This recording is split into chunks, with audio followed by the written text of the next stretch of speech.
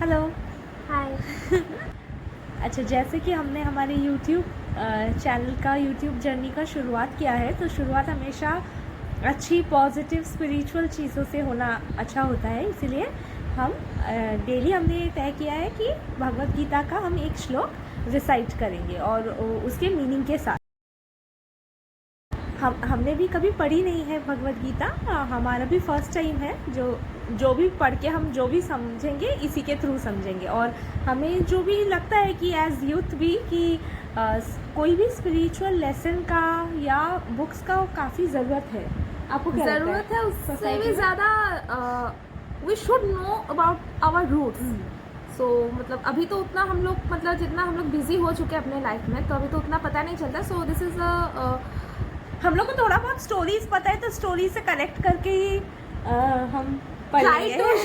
पर चलो तो स्टार्ट करेंगे हम लोग। हमारा जो सबसे प्राचीन ज्ञान है और जो बहुत ही ज़्यादा मान्य है, ऐसे तो सब जानते ही है कि हमारे वेद है जिनमें 1 लाख से अबव श्लोकास मिलते हैं, लेकिन हम लोग जो सर्वाधिक मान्य है, सर्वाधिक सरल है शायद हम सबके लिए, वो है हमारी भगवत गीता। उसी से शुरुआत करें। सो उसके अध्याय 1 फर्स्ट श्लोक से ही शुरू करते हैं।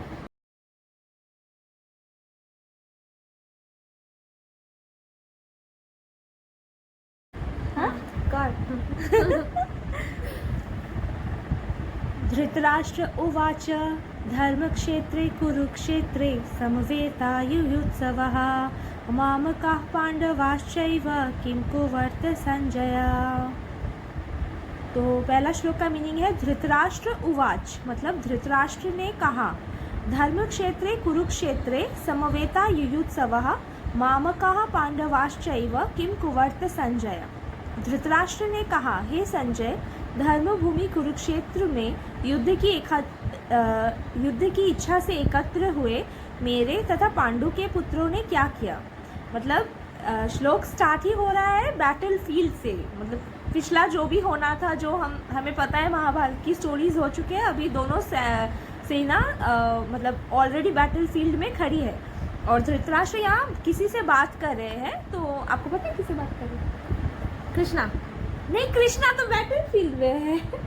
अच्छा, धृतराष्ट्र तो अपना महल से देख रहे हैं। अच्छा, देख कैसे रहे महल से?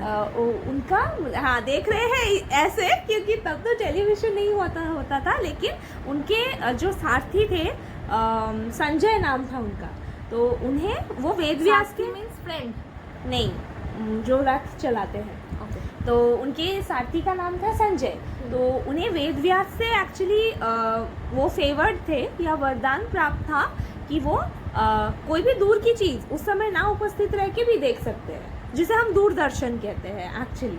ठीक है, तो वन टाइप ऑफ टेलीविज़न है हमारा स्पिरिचुअल टेलीविज़न। तो टेलीविज़न का कॉन्सेप्ट भी बहुत पहले ये भगवत गीता के टाइम पे ही प्रपोज हो गया था हमारे स्क्रिप्चर्स में। तो वहाँ पे संजय एक्चुअली बैटलफील्ड देख रहे हैं। धृतराष्ट्र तो हम सबको पता है कि नेत्रहीन थे, तो वो देखना चाहते, मतलब सी। हाँ, तो वो एक्चुअली देखना चाहते थे। तो होता है ना कि एक तो हम खुद देख के रियलाइज करते हैं, या किसी लर्न पर्सन से हम सुनते हैं, फिर हम उसको खुद ही विजुअलाइज करके भी देख सकते हैं। तो इसीलिए धृतराष्ट्र, क्योंकि संजय को ये वरदान प्राप्त था, तो उन्होंने सोचा कि इसे यूज करके मैं युद्ध में जो कुछ भी हो रहा है एटलीस्ट उसे देख सकता हूँ। क्योंकि एज अ ह्यूमन बीइंग भी हम सब बहुत क्यूरियस होते हैं कि क्या हो रहा है, क्या हो रहा है। ऑब्वियसली वो लोग ऐसे पिकनिक करने के लिए तो इकट्ठा नहीं हुए थे, युद्ध करने के लिए हुए थे। तो एज पेरेंट भी उन्हें टेंशन हो रहा है कि मेरे 100 पुत्र युद्ध में हैं, तो क्या होगा, उसका निर्णय क्या होगा, क्या चल रहा है। तो इसी इंक्विजिटिवनेस में उन्होंने संजय से पूछा कि बताओ मुझे कि मेरे और पांडु के पुत्रों ने क्या किया। अच्छा, और पांडु उनके छोटे भाई हैं। ये मतलब धर्मभूमि कुरुक्षेत्र क्यों बोला जा रहा है? धर्मभूमि, देखिए कुरुक्षेत्र, हम ऐसा नहीं है कि यहाँ पे भगवत गीता कहा गया है या एक यहाँ पे युद्ध हुआ है इसलिए ये धर्म क्षेत्र बन गया है, अभी हम लोग पूजा करते हैं, ऐसा नहीं। कुरुक्षेत्र हमेशा से देवभूमि था। ओके, तो इसीलिए क्योंकि ये बहुत ही धार्मिक भूमि है, इसीलिए एक्चुअली इसे युद्ध के लिए चुना गया था। ओके, ये फर्स्ट श्लोक क्यों है, मतलब ये स्टोरी इस श्लोक से स्टार्ट हो रहा है क्या, मतलब? हाँ, स्टोरी एक्चुअली नहीं, मतलब देखिए महाभारत कहते हैं कि पंचम वेद कहा जाता है। जैसे मैंने सुना भी है बड़े बुजुर्गों से कि पंचम वेद, अगर आप चारों वेद भी आपने ना पढ़े हो और महाभारत पढ़ ली हो आपने, तो आपको और कुछ भी नहीं चाहिए। अब महाभारत अपने में बहुत वास्ट कॉन्सेप्ट है, मतलब ऐसा नहीं कि एक बुक में महाभारत आप पढ़ लोगे, क्योंकि पूरा जैसे पांडु का, वो जब छोटे थे, धृतराष्ट्र का पूरा यंग एज उसमें डिस्क्राइब है, फिर उनके ये जो मतलब उनके धृतराष्ट्र के 100 पुत्र कैसे पैदा हुए, पांडु के 5 पुत्र कैसे आए, कर्ण कैसे आए, पूरा स्टोरी उसमें वर्णन है। उसके बाद जो दोनों भाइयों के बीच में जो एक होता है ना कि सिंहासन के लिए लड़ाई, वो कैसा आया, मतलब दुर्योधन के मन में कैसे आया। हमेशा से तो ऐसे कोई पैदा होके ही तो नहीं होता सोचता कि सिंहासन, कैसे उसके मन को पॉइजन किया गया, ठीक है। ये फिर युधिष्ठिर को कैसे, मतलब सब कुछ, वो तो तब चक्रवर्ती एक्चुअली राजा थे, तो उनसे सब कुछ कैसे छीन लिया गया। उनके 13 इयर्स का पूरा वनवास मेंशन है महाभारत में।